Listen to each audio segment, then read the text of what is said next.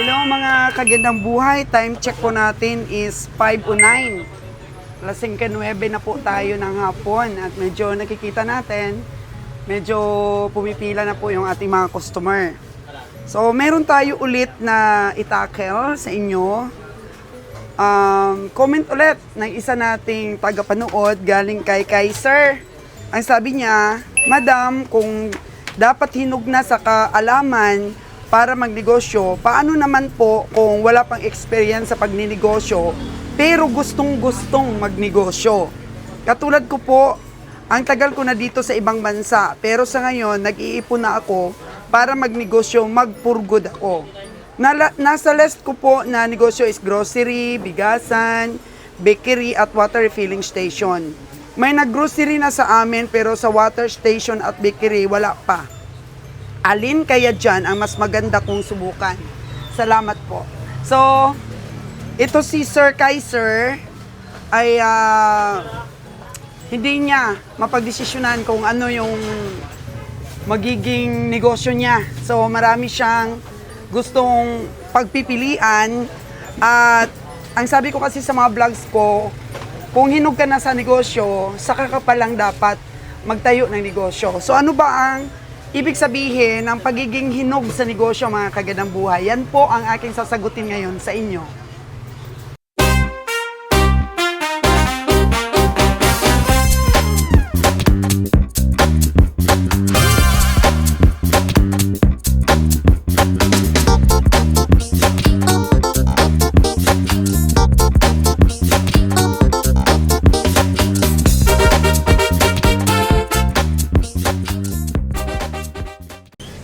So, para kay Kaiser, sa kanyang concern, mga kagandang buhay, very good po yun, very good.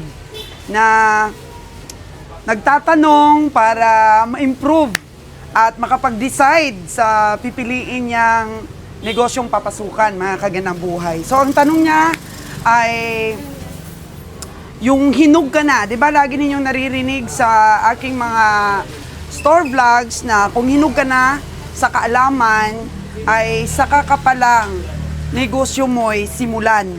So, ano ba ang kaakibat nun?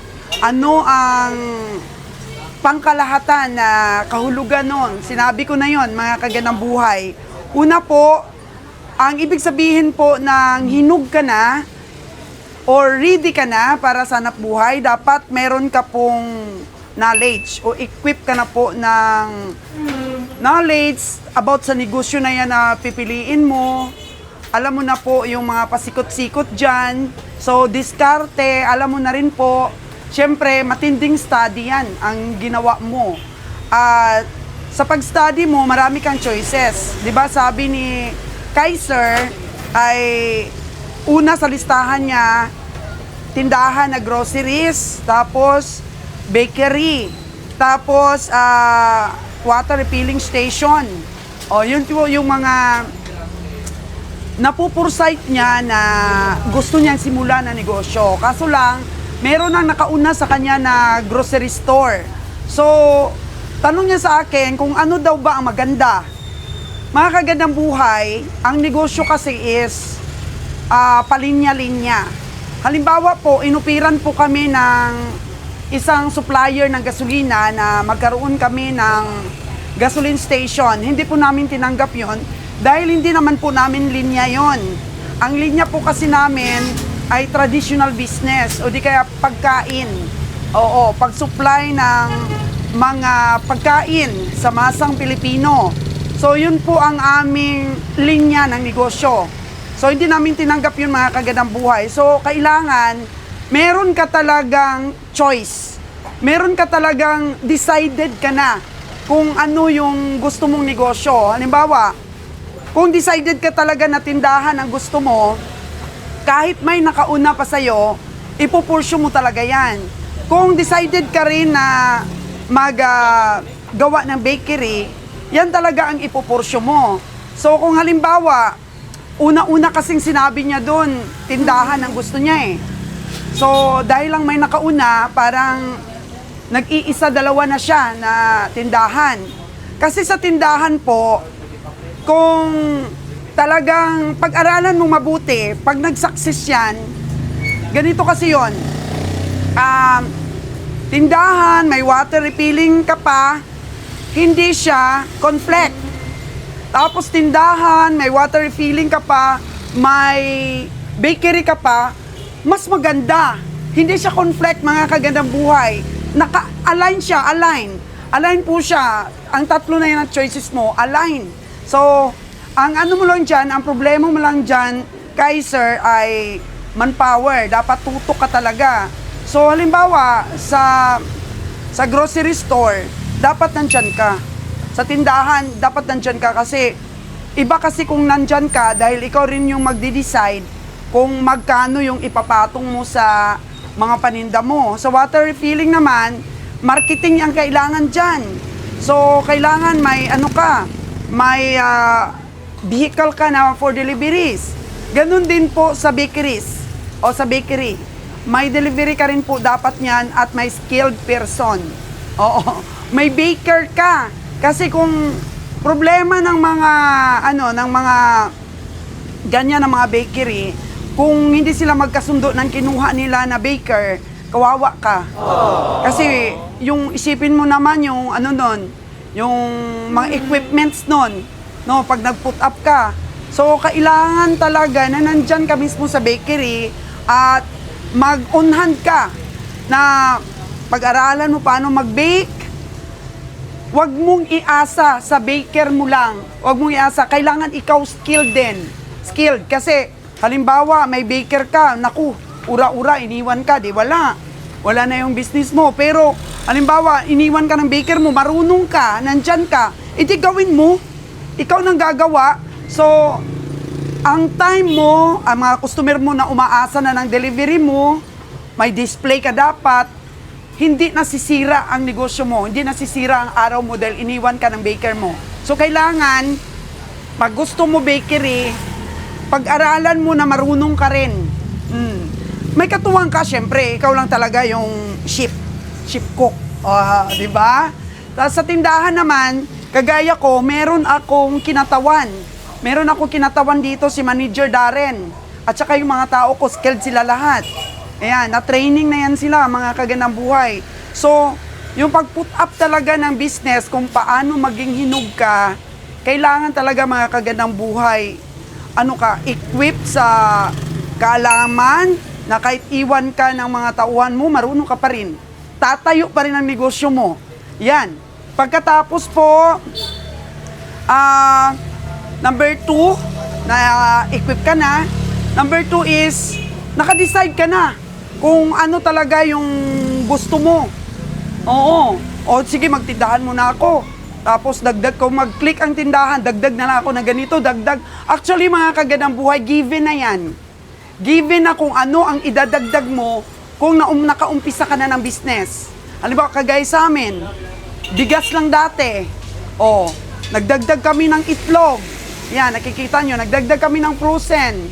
Oh, marami ka na, given na kasi, na malalaman mo na kung ano hinahanap na tao, maa-analyze mo na kung ano yung magkiklik o idadagdag mo. Kasi laging hinahanap ng tao, ganyan. Tapos, alam mong wala pang ganito dito. Na-analyze mo yan, mga kagandang buhay. Kaya, focus. Oh. Number 3 na tips, focus. Mag-focus ka sa isa muna. Huwag mong sabay-sabayin. Mature ka na dapat mag-isip. Huwag na, kung tindahan ang na-decide mo na ng tindahan, pag nakita mo lang na konting diferensya, mag-ship ka naman. Kagaya sa mga nag-aaral, kukuha ng ibang kurso, pag medyo hindi nila nagustuhan, hindi na sila mag-focus doon, mag-ship na. So, hindi pwedeng ganun sa negosyo, mga kagandang buhay. Yung kailangan, pag decided ka na na yun talaga ang gusto mong tahakin na negosyo, ready. Ready ka na talagang magbigay ng risk, mga kagandang buhay. Isa pang tip yun para sa kahulugan ng hinog ka na. O, ready ka na sa risk. Manalo, matalo, go! Manalo o matalo, gawa ng paraan. Oh. Kasi kailangan pag nagnegosyo ka, meron kang option 1, option 2, option 3. Pag hindi nag-click yung option 1, option 2 ka. Pag medyo alanganin pa yung option 2, alalahin mo ng option 3 mo. So, ganun sa negosyo. Hindi yung paiba-iba ka ng desisyon, mga kagandang buhay. Ready ka, okay, natalo ako, okay, babawi ako, ganun yon. Next po, mga kagandang buhay, ay dapat marubrog po ang ating dedikasyon sa napilit nating negosyo. Dedicated po tayo. Hindi na, stress ako ngayon, magbakasyon muna ako. Kaya mo na ba natutukan ang iyong negosyo? Kasi kung mag-for good ka, tutok ang kailangan mo. Marami pong sumubok na OFW na magnegosyo na hindi sila mismo ang tumutok. Nawala po yung puhunan nila. Tapos, nasira pa po ang relasyon nila sa pamilya nila. Marami akong nalaman na ganun kasi pinagkatiwala nila sa pamilya. Tapos, dyan na yung pagdududa, totoo naman talaga na nalugi. Kasi iba yun. Iba yung ikaw talaga yung mag-manage kasi ideya mo yun eh. Di ba mga kagandang buhay? Ideya mo yun, kaya sundan dapat ng katawan mo. Oo. Dedikasyon. Huwag kang mag-focus sa happy-happy pa. No? Focus mo muna. Saka ka na lang mag-happy-happy kung medyo nakita mo na tumatakbo na ng dahan-dahan ang negosyo mo. Huwag magmadali. Dahan-dahan lang po mga kagandang buhay. Kasi pag nagmadali tayo, nakakagawa tayo ng mga maling desisyon. Kaya dapat dahan-dahan lang talaga. At sa mundo ngayon, huwag masyadong magtiwala. Huwag masyadong magtiwala kahit na yung mga delivery namin, napapalusutan pa kami. Walang honest ngayon, mga kagandang buhay. Kaya mag-ingat. Mag-ingat, pag-ingatan talaga yung mga naipon ninyo, mga OFW. Kasi mga OFW naman na gusto mag-for good, pinaghirapan nyo ang mga ipon nyo. Kaya maingat kayo sa mga pinipili ninyong mga investment. Huwag kayo dun sa mga biglaang pera na mga investment na ganun. Huwag. Mas maganda pa rin po talagang magsimula sa maliit na negosyo. Kasi sa maliit na negosyo, doon ka natututo. Doon mo na pag-aaralan. Kay sir, kung halimbawa na gusto mo talaga mag-upisa ng negosyo, kung bakery, maganda din po. Yung bakery naman, habang nagdi-display ka ng mga tinapay mo dyan, pwede mo namang lagyan dyan sa tindahan mo ng iba't ibang mga paninda. So, align kasi sila. Bakery tsaka store. Align yan. May bigasan ka na. So, yan lang po ang mabibigay kong payo sa'yo. The rest po ay matututunan mo na sa sarili mong experience. Kasi nakakalugod talaga na manood ng mga business tutorial na tinatahak natin. Kasi ako dati, hindi pa uso yung mga social media. So, noong nag-upisa kami ng negosyo, brand out pa po talaga. Brand out yung tinatahak namin na landas. Nag-testing kami ng iba't ibang mga negosyo, iba't iba. So, hindi naging successful mga kagandang buhay. Dito lang po namin na stable ang bigasan. Once, ito talaga yung pinaka-paborito ko na negosyo ko, yung bigasan. Mga kagandang buhay. Nung nagbigasan kami, dinagdagan ko ng grocery, align po sa bigasan ko. Tapos, ngayon, yung tinatahak naman namin, meron na kaming bigasan, meron ng store. Ano naman, agriculture, farm. Yun po ang tinatahak namin ngayon. Alam mo ba, yung tinitinda naming itlog pugo, itlog alat, ay sarili na naming produkto sa aming farm. At saka ngayon, nagpahinga lang kami ng konti kasi December ngayon, hindi pa namin nalagyan ng manok ang supposed to be na layer chicken na aming gustong umpisahan. Hindi pa kami nakapag-load ng manok na paitlugin dahil patatapusin lang muna namin itong December. So, bakit nagkaroon kami ng idea sa ganon? Kasi align po ang itlog sa negosyo namin. Kasi, tingnan nyo, ang dami naming itlog. Nagbabiyahe pa kami sa Luzon. Samantala po, pag nakapag-upisa kami paunti-unti ng manukan dito, wala po kaming problema sa disposal. Kasi nga, nagbabiyahe pa kami sa Batangas, di po ba? Lalo na po kung sarili naming production, mas maganda po siyang ibenta. Kasi fresh from the farm. At saka, yan naman po talaga yung napag-aralan namin. Mas magandang pag nag-farming ka, may sarili kang store. So baka may nanonood dyan na may farm ngayon, may mga paitluging manok o di kaya nagbabalak ng paitluging manok. Para sa'yo din tong vlogs na to. Gumawa ka na rin po ng tindahan mo. Kasi para yung produkto mo, ikaw na mismo ang tutubo sa store mo. Tapos na-a-adjust mo pa yung presyo para makalaban sa presyuhan. Kasi pag wala kang sariling tindahan, pwede pong baratin ka. Yung produkto mo, babaratin lang. So yung tumubo, yung nambarat. Samantala ikaw nag-alaga, konti lang ang tubo mo. Halos nga di pa babawi sa puhunan mo. Napakaganda, mga kagandang buhay yung ikaw na mismo yung mag-dispose. Aba, nawala sila dito Pero nawala na yung mga customer. Kanina lang, ang dami-daming customer. So, pabugso-bugso po ang customer dito. Anong oras na, Jason? 5:30? 5:34, maya pa yan. So, Kaiser, dedicated ka ba sa napili mong negosyo?